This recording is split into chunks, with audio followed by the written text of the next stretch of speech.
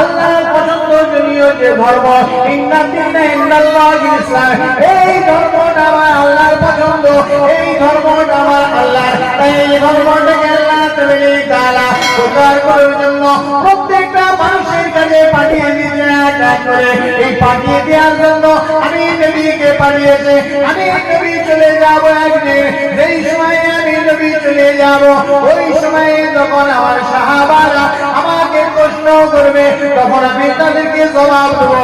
তারা আমাকে প্রশ্ন করবে, ইয়া রাসূলুল্লাহ, ইয়া হাবিবাল্লাহ, আপনি আমাদেরকে ছেড়ে চলে যাচ্ছেন, ইয়া রাসূলুল্লাহ, ইয়া হাবিবাল্লাহ, আমরা এখন কি নিয়ে বাঁচবো, এখন আমরা কি নিয়ে থাকবো, ইয়া রাসূলুল্লাহ, ইয়া হাবিবাল্লাহ, আমরা এখন কেমন ভাবে চলবো।